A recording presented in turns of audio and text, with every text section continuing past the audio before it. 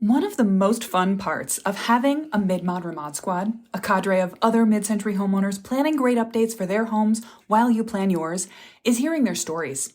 Their wins feel like your wins. Their rough patches make your own remodeling challenges feel a little easier, and their advice can be invaluable to help you avoid the pitfalls of a regrettable remodel. This is one of my favorite benefits of the Ready to Remodel program, that we have a community of people who not only care about doing their mid-century homes up right, but they're actively in the process of making it happen now. And today, I'm going to share a little of that great mid-mod remod squad energy with you. Here are 3 chats I just had with Ready to Remodel students about what using the master plan method has done for them and for their homes. Hey there, welcome back to Mid-Mod Remodel. This is the show about updating MCM homes, helping you match a mid-century home to your modern life. I'm your host, Della Hansman, architect and mid-century ranch enthusiast. You're listening to episode 1210. As always, you're going to find the show notes with the links to the transcript of these chats on my website at midmod-midwest.com/1210. But if you were curious about getting even more than I've put into the podcast recording, because these chats ran a little long, I have put the uncut recorded interviews into the Ready to Remodel portal. So my current Ready to Remodel students, those are waiting for you in the replay library. Don't miss a minute of their war stories or the little design check-in chats I had with each household at the end of our conversation. Just like all of our office hours calls, design workshops, and layout buster challenges, these will be live forever in our replay library for all of our current Ready to Remodel students. Now, if you listen to today's episode and you start feeling ready to join us instead of Ready to Remodel, to simplify, streamline, and get started on your own remodel, then now is the perfect time to make that happen. Take action today to get yourself into the program before we raise the price on June 1st. Long story short, we've been adding benefit after feature, after design tool, after live workshop to the Ready to Remodel program over the last year, and we need to match the cost to the value again. But right now, you can still join us for the existing price, save more than $750 in the process, and get started this summer. Look, I'll say this with my whole heart. Remodeling can be a real challenge for everyone, but it doesn't have to be as hard as most people make it. Don't believe me? Listen in while I chat with Monica, with Dana and David, with Scott and Lydia about their homes. They have all come through the process with a system for making good choices, with the confidence to ask for what they really want from contractors and push back when they aren't getting it, and a plan that unites the practical with the beautiful for each house project, large and small. And if listening to their stories gets you so excited you have to pause right in the middle and go right over to our website to find out more about joining us now, do that at midmod-midwest.com/June to get in before that crucial date, June 1st.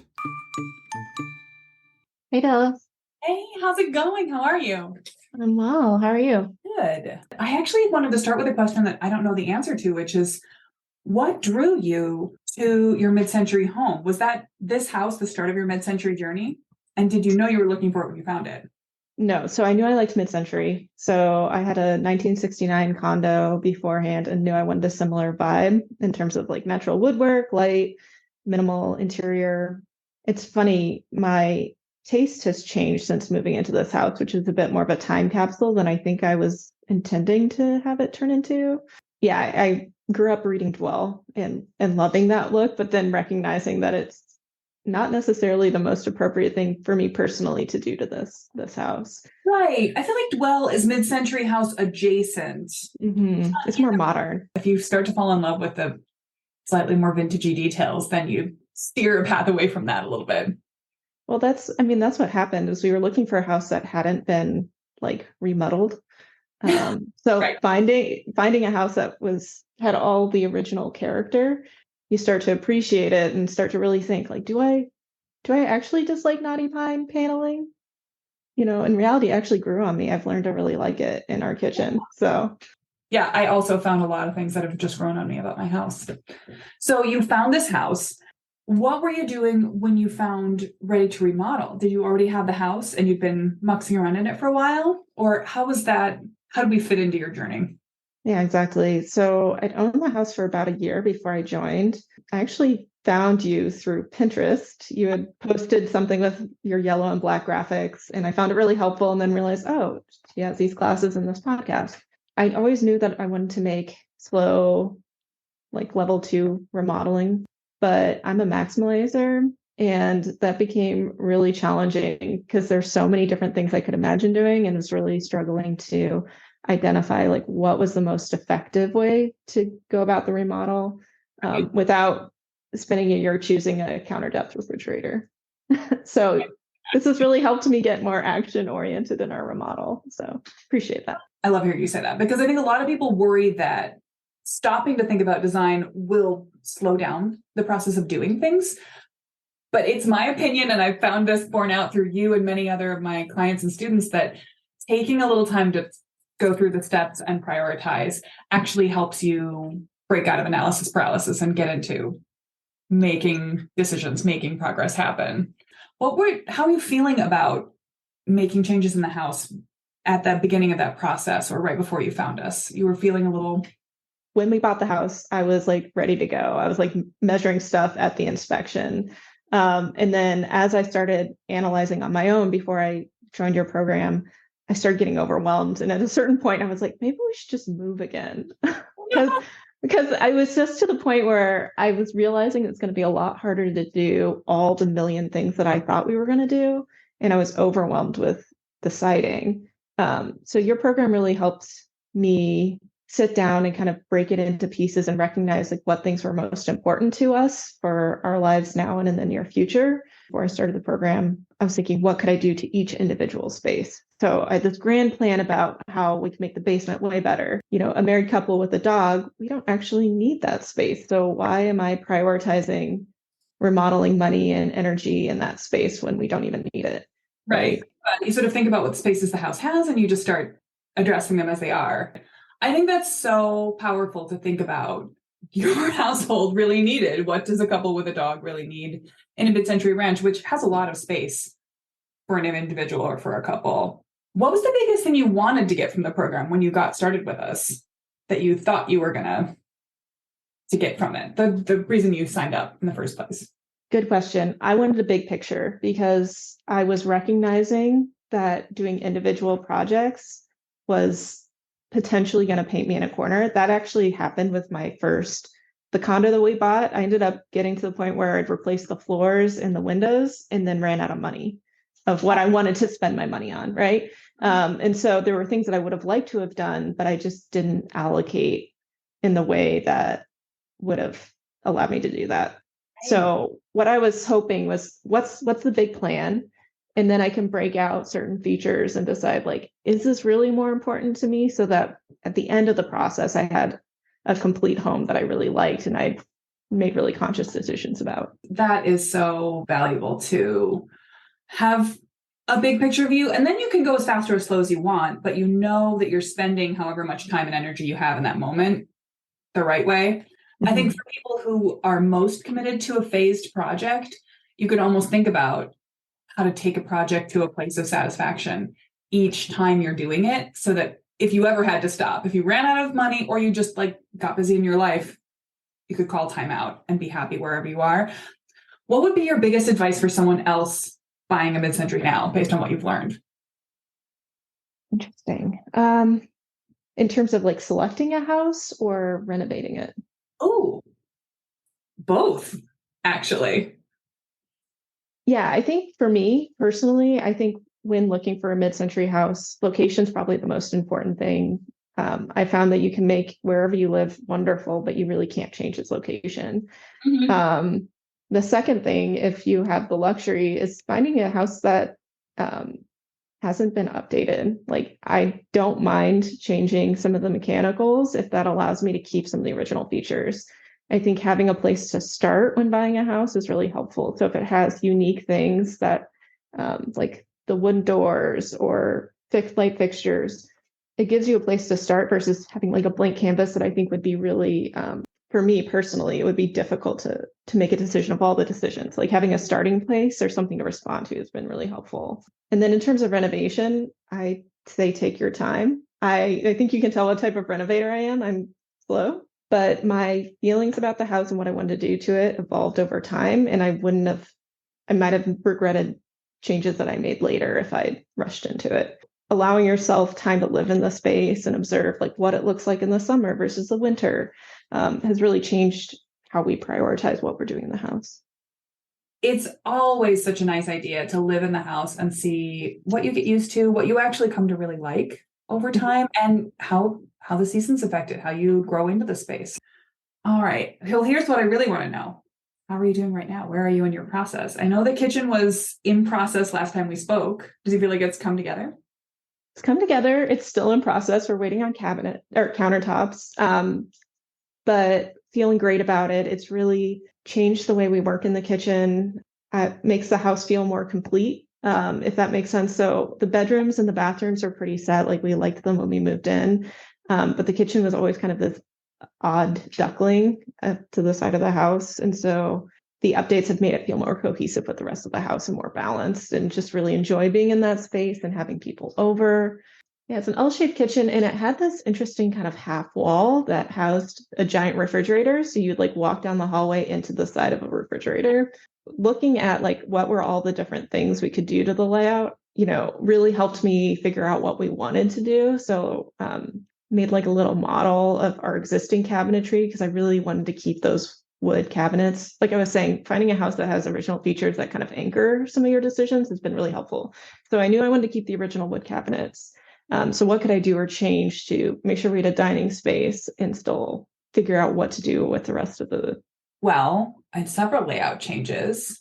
Yeah, I mean, I went through a lot of different layout changes, which has been really helpful. Like I started thinking like a range of scales. So like if I took out a wall, what would it do? If I stole some space from our patio that's directly outside and made that finished space, how would that change the way the kitchen looked or felt? What if I moved the kitchen into the patio space? And like a lot of this stuff was more project than I think we wanted to get into, but it helps me think through and figure out like what was working, what wasn't. And then the step that also helped was just prototyping the actual space. So like I said, we take a long time to make decisions. So we ended up getting a butcher block from it's called Bid FTA. It's where you can buy stuff that people return to Amazon. But we had this great butcher block that we changed like orientations. We moved it around the kitchen and kind of lived with it for a while. We had a mock-up pantry that was so messy to look at, but it helped us get a lot of confidence before we actually kind of invested in the cabinets that we knew we'd like what we were doing. Yeah, I think getting stuff down on paper has really helped me as well, get more concrete about what I want to do. So we've added an island, which you actually helped us make this decision, Della. We were going to just do one row of cabinets, but there's actually room for a 15-inch shallow on the other side. So it made the island much bigger, but actually squared off the room and made it feel more proportional as a kitchen versus having this like vast open space. I really like how the modern IKEA cabinets contrast with the vintage wood. And again, taking cues from what already existed in the house was really helpful. So all of the original cabinetry has like it's hardwareless. So you can pull the drawers without, a knob or anything else. So we selected the same thing for the IKEA cabinets. Oh, so nicely done. Yeah, this has come together so well. And I think your advice is absolutely spot on to live with it, to model in real life. I mean, for some people, that's blue tape and cardboard, but even more so, get an island, move it into various configurations. Think about how much space you need between one counter surface and another. How long did you test each configuration before you moved on from it? Or did it vary based on how much you liked it? It varied. There were some that we moved it and I was like, no, this is not working. Yeah, but generally about a week. And we ended up going back to the original orientation we thought we were going to use, but having gone through the process with a bunch of other configurations gave me more confidence that like, yes, that gut initial feel was the right one. I think that's the purpose of all of the iteration testing is whether you're sketching, whether you're modeling, whether you're mocking it up, you might stick with your original idea. But if you do, you'll know that's the right idea as opposed to thinking, well, we didn't really try anything else. And maybe you actually go with something else. And either way, it's a complete win because you sort of expanded your possibilities before you narrowed them. So great. Okay, well, what's the next project on the list? What's the outside project? We're mostly we've been building out garden beds around the house. So filling those in, we added a walkway. We added a patio actually after the outdoor clinic that's out in the back of the yard, which is kind of fun to look at in the middle of winter because it's like a gravel pit. And so we can rake it. So it looks like a pattern. in the middle of winter, but in the summer, it's our outdoor campfire space. So that's been a lot of fun for us. The space that we love the most that I didn't even think about when we bought the house is the screened-in porch. It's a very narrow space. It was pretty awkward to find the right scale of furniture, but now that we have, we spend almost every evening out there in good weather. And it's totally transformed the way we feel about the house. Like we have our own separate spaces. So if my husband's playing video games, I can be out on the porch and have a totally quiet moment. So don't underestimate those outdoor spaces when looking for a house, for sure. And for you, do you feel like changing up the layout of the kitchen kind of invited you out to the screen porch a little more too? Yes. So there was a storm door. There's like a full glass door on the inside, the original vintage door. It's kind of got louvered glass. Now that it's see-through and the island is oriented, so when I'm standing at the island, I can look straight out through the porch to the garden space that we built. Even though it's, a north-facing room, you get western light through that space. You get a view of the garden. Yeah, even just the orientation of things within the kitchen and thinking about what your view and sight lines are outside. It's really important. I think we've been placing a lot of trees in our yard, and my husband's on the cell phone. I'm on my cell phone. I'm in the house and telling him like a little left, a little right, based on like what it looks like from the kitchen sink. I love that. And I think you guys are just taking such a long-term thinking approach to tuning this house to your lives. It's such a little love poem to the original house, and yet such an improvement on what it was even to begin with. So hooray. Oh, I love it. Well, marvelous. That's my whole list. Do you have anything you wanted to make sure you particularly said or added? I think the only thing I would add is do not underestimate quality lighting. We redid the electrical to like add a microwave to the pantry. We went ahead and changed the lighting that had existed in the kitchen, and it totally transformed the way we feel about that kitchen at night. Adding warm light versus we had these kind of like fluorescent tube lights that were original to the house. They were vintage. They had some crystals. It was interesting. But just getting light like over the island or over the workspaces, having layers of lighting totally changed the way we felt about the kitchen, and actually helped me realize that, there were certain things that I thought we would want to do that we ended up deciding not to. One thing was the skylight was going to be a pretty expensive project. And we're recognizing that, just opening up some sight lines to the light of the living room, I think is going to get us what we want. And if it doesn't, then we can go through and do another stage and do the skylight. But we're doing it in pieces to help us figure out like what's the least we can do with the biggest impact. This has been a delight. And I want to thank you for sharing your insight and your experience and the things you've learned in your process, and for loving your mid-century house so much. Yeah, absolutely. We look forward to hearing from the other homeowners, seeing what they've done. This has been so much fun. I hope we see you in the Facebook group or at one of the course calls again sometime soon. Thanks, Stella.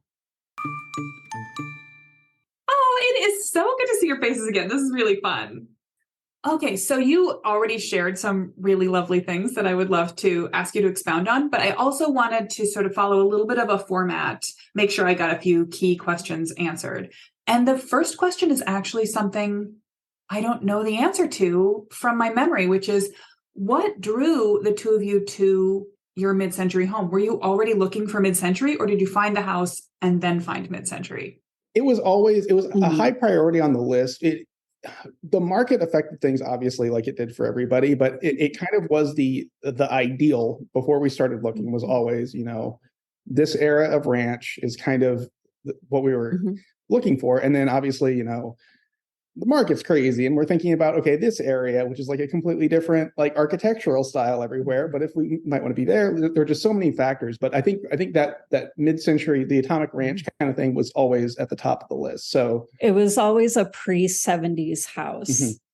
I mean, I think that we would have been okay with a house from the 70s if it had checked all the boxes, but we had been living in downtown Kansas City, and so a lot of the houses in the surrounding neighborhoods that are close to the urban core are older. even older. So we did look at a few of those early on in our house buying process, but it quickly became, obvious that our lifestyle wasn't going to mesh with what those houses were going to provide. So we did end up looking further south where it's, more post-war kind of houses available. So we like we've been looking for like landscaping inspiration lately, so we just kind of like driving or walking around neighborhoods here, and it all is a really interesting blend of eras in a lot of the places, especially the place around us. Like, there are a lot of this kind of era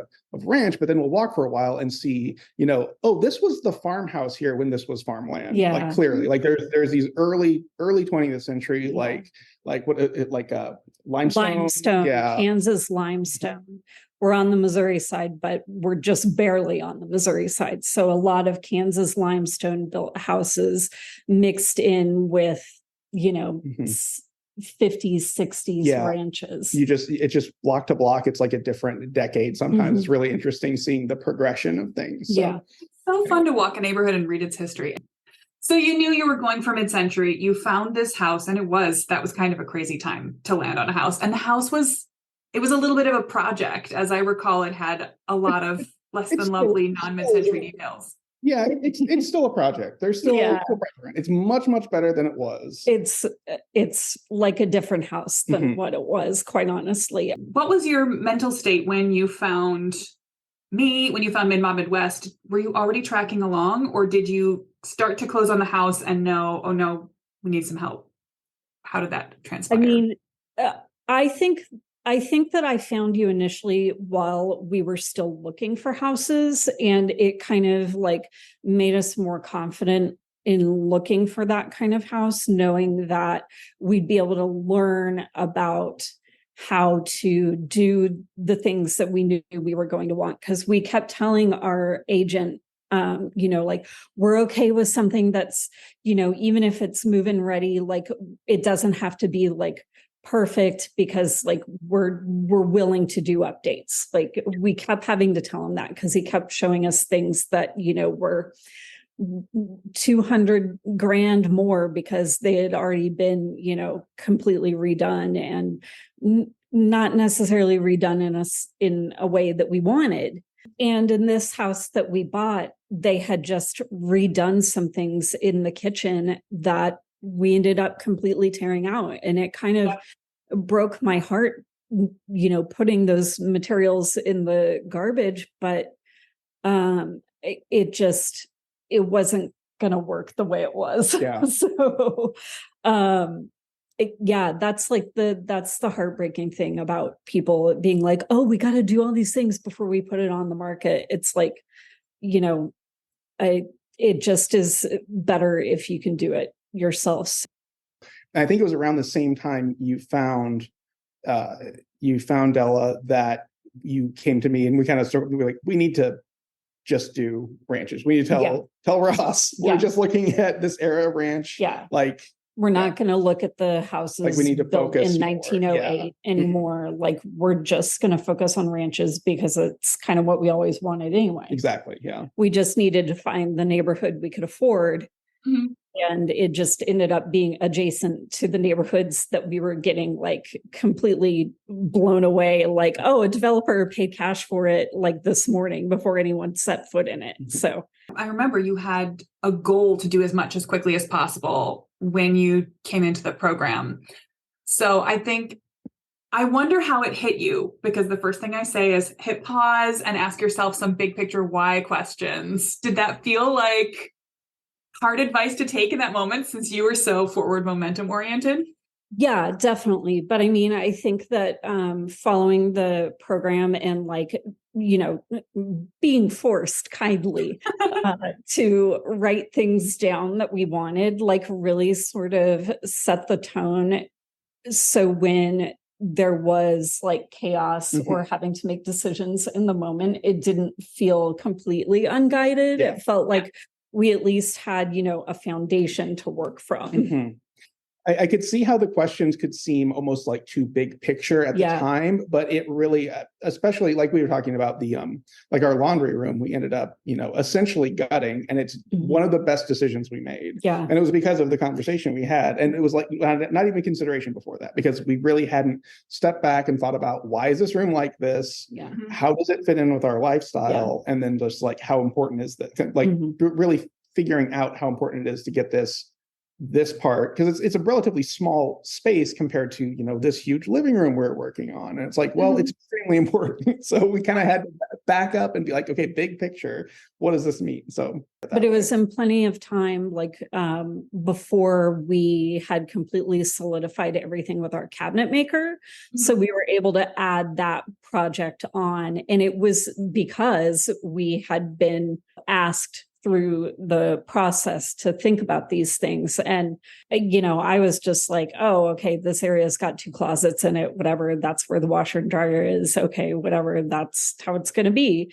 And then it was, him bringing it up, and then you really delving into, well, it could be this, that, and the other. And it just, we wouldn't have come up with that on our own in order to get it done. And it really is like, it's a small part of the house, but it's such an important part of the house, because it's laundry, drop zone, stairwell to the basement. It can feel so fuzzy at the beginning to say, well, let's start with your lifestyle. But if you don't ask some of those step back questions, then you can't deal with the contractor moment. Well, it really, and it really also solidified like how many bedrooms we were going to need too, because like I remember on that very first section, I wrote down, I need me space, because in our apartment, we were sharing an office, and I was like, no, I really need my own space, like to be able to like shut everything out the way that I work. Like I need to be able to focus, because that's hard for me a lot. So having my own office space was really important. And instead of feeling like, well, it seems sort of selfish to want this many bedrooms in a house, it was like, no, that bedroom's going to do double duty, because it is going to be a guest room and an office. I love that. Yeah. And it matters that the way you are going to use the house is the most important metric for how you can make the right choices, and where the best investment of your time, your energy, and your dollars is going to come out. You mentioned something about feeling ready when you walk into a business, feeling ready when you talk to a contractor, because you've thought about some of these things in advance. Yeah, definitely. We ended up having 2 different contractors. With both of the contractors, having gone through the process, having, put some things down on paper or in Pinterest, being able to like answer questions on the spot, being able to then narrow down to like, no, this is what we want to do. And then when somebody says, hey, we came across this, we're going to have to do this, like, what do you think? Being able to be like, okay, well, let me think about everything that we've put together. What's going to make us happy, and what's in line with like our look that we've created, our style guide. That's the dream. Hooray. I won't say that it was completely foolproof, because like things definitely came up. I can't promise that, but it really does. I think it does simplify those on the spot moments. And you also mentioned that it made you feel less intimidated for asking what you wanted. Absolutely. Having this, person, a man usually, who, is a professional in what he does, and me, who's just, read some stuff online. Like I think I was better prepared than that, thanks to you. But having this person stand in front of me and being like, well, no, we want to do this. And I'm like, well, that sounds great, but that's not for this house. Being able to say that, even though it was really hard, like I think saved us from some things that would have been a mistake. Yeah, definitely. And I don't think I would have felt confident having not learned some of the things that we learned from you. That's great to hear. And it's a big part of what I offer in Ready to Remodel. It's not a program just for women, of course, but as a female architect, I feel like I've had a lot of experience over my entire career. At this point, I'm pretty confident in asking for what I think is right for a house.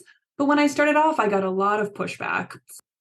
It's not even necessarily malicious, but a confident experienced contractor who's done a lot of houses will come in and say, this is how you do it, to a homeowner who will say, that's not, oh, I didn't think I wanted that, but I guess, is that what we're doing? Okay. And that's not actually what the relationship should be, but it's very easy to steamroll.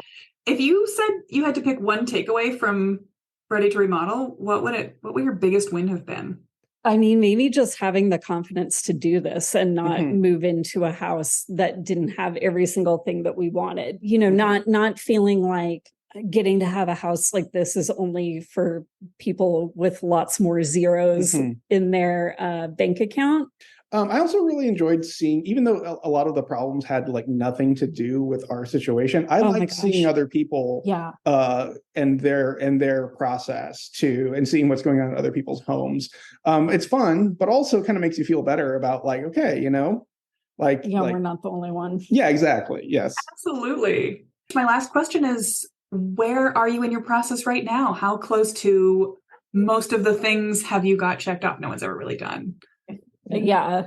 Fairly close. I think there's it's funny. I think it's much more livable than it was. Oh yeah. Sure. No, So there are just like a lot of little things to finish right now.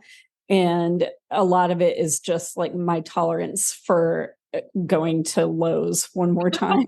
We have a kitchen island that it doesn't have a top on it right now. we have a piece of MDF in the garage, and we have a roll of laminate right here, and they will magically merge soon. but I found that laminate company through a resource that you suggested, and then got them to do a cash sale. They were very DIY friendly. It was really nice. I never would have gone the distance to do that. We had to go to an industrial part of downtown Kansas City to pick it up, and but they were super cool. They were awesome. But we never would have gotten to that point and be like, no, we want this special laminate. If I wouldn't have been able to chase it down if I didn't have the confidence from going through Ready to Remodel. That's so exciting. I know that sounds tiny, but it's true. Marvelous. Well, that's all the questions I had on my list. Awesome. Yeah, thank you so much for your time. Take care. Bye-bye. Hey there. Oh, you're both here. Hurrah. This is wonderful. So the first thing I want to know, and I don't actually know this about you, is what drew you to your mid-century home? How long, this wasn't the start of your mid-century journey. How long had you been looking for mid-century before you got this one? I would say, so this is our first house that we've bought. When we started, after we got married and had the ability to start looking for a house, I think that's really when we started talking about architecture and also aesthetics. So I came from a huge fan of modernism. Like if you had asked me what's my favorite idea of an ideal house, I would have said a glass box hovering over a pool of water. I love it. So for me on the other side, I've always been drawn to historic homes because of their beauty, but also because of the quality of their construction. I knew that I didn't want a house from the 90s or later because I just didn't trust that the workmanship would be as good as a historic house. And so in sort of being married and kind of lots of aesthetic discussions, we sort of realized that mid-century modern, so Lydia started to educate me on how my love of minimalism had a feeling of coldness and didn't have enough humanity to it. And so we kind of grew together of oh, here's this clean, refined aesthetic with bright, happy colors. And gorgeous wood grain. Right. Exactly. The natural elements are really important to me too.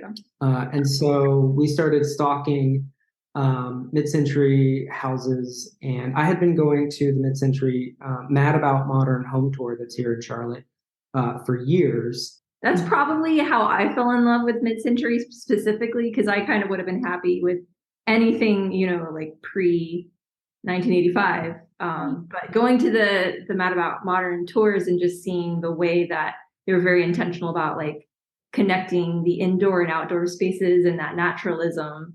And the beautiful colors, that's kind of what sealed the deal for me. You already knew you liked that era in your place, and then you found this house. Did you know about Midwest at that point, or did you have the house first and then find us, or did you find us and then find the house? I feel like we got house first and then found Mid-Mod. But I feel like it was very early in the process. I mean, to me, in my mind, it was kind of like at the same time, but yeah, not sure. You were still discovering things. You were having meetings with contractors, finding out what's going on with the heating system and some of the insulation things on our early calls. So Definitely. figuring stuff out. You're very much perfectly aligning. We're getting to know the house with the discovery phase. So that worked out really well. What were your feelings when you as first-time homeowners? I can relate to that. What was your sort of vibe as you were starting to get into the discovery process and starting to get into, now we have this house. Do we have to change it? What are we going to change about it? How does that feel? I think that there was like this honeymoon phase of not realizing how much everything cost and how much trouble it was. Where we dreamed really, really big dreams. And then we kind of got into it of like, oh, wow, these are all the basic things that the home needs to continue functioning into the 21st century. So then that began to occupy more of our attention, and we kind of set the dreams on the back burner a little bit. That can absolutely happen. I think that's pretty much universal, especially, I mean, this moment has been a time of just skyrocketing costs for everything. So even what was a logical assumption 5 years earlier, every expectation has to be adjusted. We watched that happen. Yeah. Adding zeros to the cost of our project sometimes. But I would also say, like, that's where your process was really helpful of, like, in both dream and discovery, is to think about how do we get that dual benefit of, okay, I know I want to do this, or I know I have to do this. What's the other thing I can do potentially at the same time? Or how do I potentially want to sequence these so that something that I have to do that's not fun potentially creates the ability to do something that is fun. I was going to say the same thing. Like, I don't know if you're going to ask, like, what's my favorite about Ready to Remodel? But it really was like the function, utility, beauty, that like triad, and breaking everything into those categories and then understanding how and where they connected together. Because everybody wants to do the fun stuff, right? Like it's a bummer to spend, thousands of dollars on something that you don't really notice, like your HVAC unit or whatever. But once you start to pair how that can like beautify your home, like you and we've all talked about like our murder closet where our HVAC lives. So the idea of being able to get rid of that eyesore that actually has like termite damage as well. So it kind of like hits the function and the beauty at the same time. So that's been a fun thing to pair those things together. So I'm curious, when you first joined Ready to Remodel, what was the thing you needed most, the thing you wanted to get out of the program? For me, organization.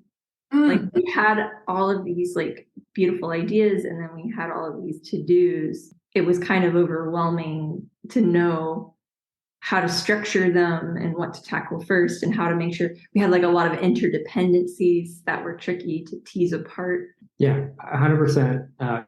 Just having a process for the guidance of having a process for how to think about what seemingly said competing, priorities. Yes. Competing priorities, and how to like think about anything was. Yeah. We're both systems people. So like to have a system was very, very gratifying. So tickled when you came back and you had made a chart that mapped, I think it was the beauty, utility, function equation against your level 1, level 2, level 3 levels. Yeah, that was. We're still working through that, and we love it. I remember when you came to that call with your chart, and I was just so delighted. It was one of my favorite calls last year. What was one of your favorite things to sort of ahas or moments of surprise that you came to as you've been in your process of thinking about remodeling? Anything you weren't expecting when you walked through the house the first time that now you take for granted? Yes. So for me, it was actually the modification of the storage spaces, and like the idea of like flipping closets from one room to the facing room. So like two big ideas that I absolutely love were actually flip. Like we have a den closet that's not really, it doesn't make sense for the room. And we have a kitchen that we want to create like a pantry space in. So that abutting wall, it's really exciting. Like, oh, there's my pantry. I just flip, the closet from one room to the other. And then the other one in the den as well was we had this beautiful built-in desk unit that I thought was so great, and I was definitely going to use it. But then I realized it had been really designed for like an era of like doing your written correspondence at the end of the day in the evening. Whereas when I work at my desk, I want it to be bright and filled up with natural light. So it just didn't make sense for that purpose in the location. And I was so sure when I bought the house that I was going to use that desk in a very specific way. But then being able to repurpose that space and think of it as here's where the TV could go, and we can hide it behind cabinets because we don't want the TV on display all the time. That was a huge aha moment for me. What about you, Scott? For somewhat the same. So that idea of the TV is that we looked at I think it was like a $3,000 piece of furniture that like you sink the TV into, so it looks period, and then the TV like rises out of it. Mm-hmm. Very cool piece of furniture. Not what I want to spend $3,000 on, given other practical priorities for the house. So the idea of being able to take that wall unit out and then potentially have paneling to swing at, like a swing panel to move out of the way that would hide the TV until we're ready to do something with it. That was really an aha moment. And then the other, during the dream process, there's a part where we go through each room and we just sit with the room. That was cool. And we think about, how do we use this room? How do we want to use this room? Mm-hmm. And so with our single story ranch, I will say one of the things that's amazing about this house is how perfectly it is situated. It is almost maybe a 1 or 2 degrees off of perfect north, south, east, west orientation. And so the den that is paneled in knotty pine is west facing. So it is very much of like the end of the day, settling down, the evening thing. Light. So being last light of the day comes in. Being the part of the ranch, there was a part at one time where I had this idea of like, oh, we've got these 2 windows in the back, like maybe we'll make the windows larger and have, put some steps in and have kind of this walkout California ranch perspective. And as I sat in the room and realized, oh, the light is at the end of the day, it's west facing, it's warm, to have expanded the windows dramatically to try to create this like walkout backyard would have really changed the nature of the room and wasn't the right decision. Like, we liked the character room when we sat with it and realized like this is a very intimate, cozy, like all of the wood and the acoustic ceiling gives a very like hushed acoustic property. And we realized like we love that about that room and we don't want to change that character. That's perfect. And such a mirror. I mean, because it's 2 sides of the same coin, right? The things you think of at first will seem like, oh, of course I'm keeping this. Of course I'm changing this. It's the easy, obvious thing to keep or change. But then when you live with it a little more, you start to see.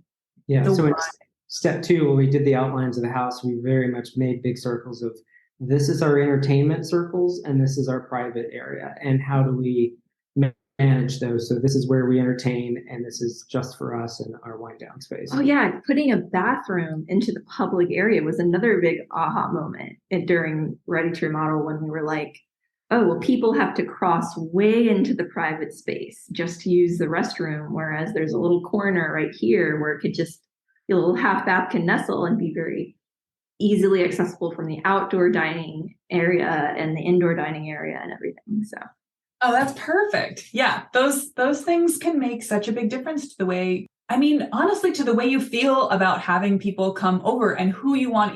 Do you want to only have your really good friends over who are going to come and use your personal bathroom and then you have to like deep clean it before they come? Or is it like, oh, sure, neighbors, come on over next Thursday. All we have to do is like, give the counters a little polish and everything's ready to go. Oh, what's been the most fun part of updating the house so far? The 2 paintings or the 2 art pieces. Or I don't know if this is going to be a pure audio, you're going to have a visual component, but we have a piece of art in the background that is Alphonse Mucha, who's my favorite artist. And this particular piece, he works with a lot of colors that are also signature to the mid-century. Getting this piece in our dining room kind of set the tone for all of our colors for the whole rest of the house. And then we actually commissioned an artist, a local artist that we love. And we said, we would like your art to be in conversation with this piece. And we were going to put it in the opposite corner of the house in the bedroom.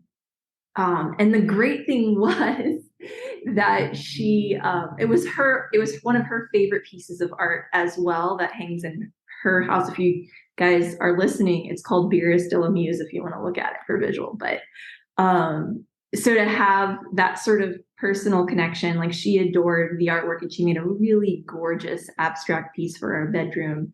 And once we had those anchors of art in place, I think it really like brightened our entire like experience of our home. Like just having that art brought us so much joy, and then being able to design around those two pieces. That is a wonderful, most fun thing. I'm so delighted about that. I think that was one of the, I mean, we had an interior designer that we were working with, and she's just really flipping that, people think, oh, I'm going to paint the walls or I'm going to paint the walls first, and I'm going to buy furniture. And then like you buy the art as the last thing. And we're like, no. Like the art is the emotional center.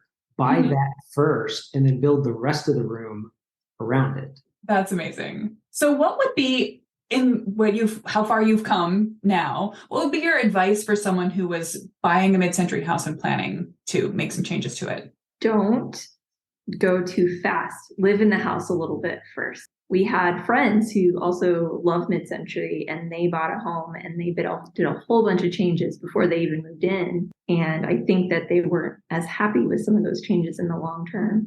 Getting into it the way we are, it does go slower. Like we've had this house for 3 years now, and we thought we would have gotten more done.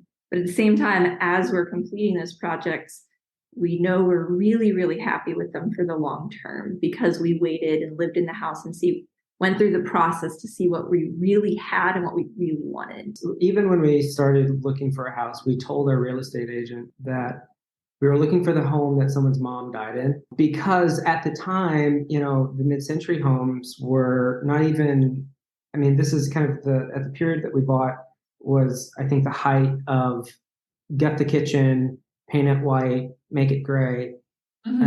And again, since it's a podcast, you're not going to be able to see my wife's hair. It's purple and pink. And she is a colorful human being, and I love her for it, that she cannot live in a house with gray. We wanted the ability to make the choices. I think another big thing I learned from you is like choosing the level of like remodel and commitment that's right for you, because my sister wanted a turnkey home and she found one, and like they're delighted with that choice, and that was the right choice for them. And we wanted a little bit more hands-on and a little bit more peculiar tastes. So that was the right choice for us. Okay, last question is, where are you in the process right now? You've been working on it piece by piece. How close do you feel to like a percentage? And what's next? So I'd say the biggest change we've made so far was this winter. We upgraded so we had our original 110 amp service to the house. So that's now upgraded to 200. The hot water heaters upgraded. Can I speak to the big picture a little bit?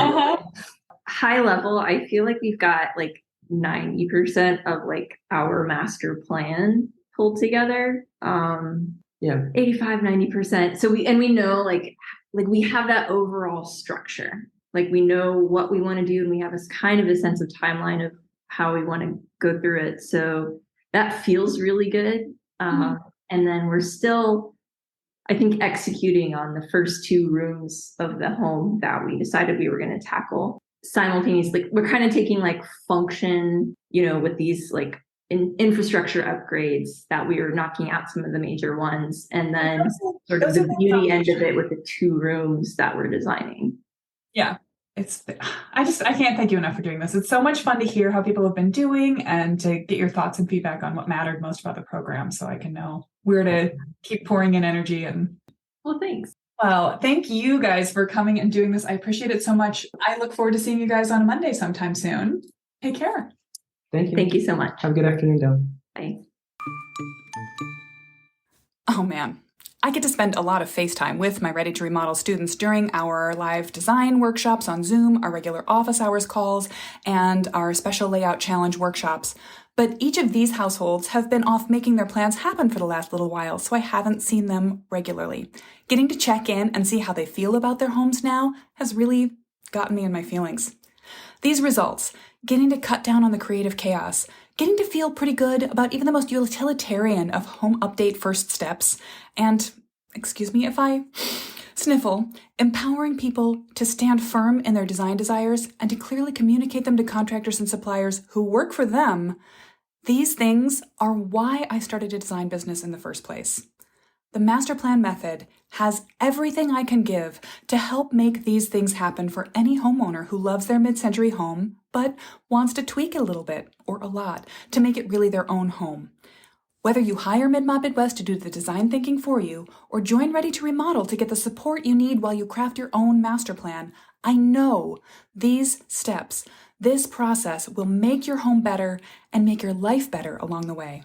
I would love to have you inside of Ready to Remodel with us this summer to start setting your plans in motion. So go check out my free masterclass, Planning a Mid-Century Remodel to Fit Your Life and Budget, or just directly learn more about the Ready to Remodel program at midmod-midwest.com/June to get in the know before June, when we'll be raising the price.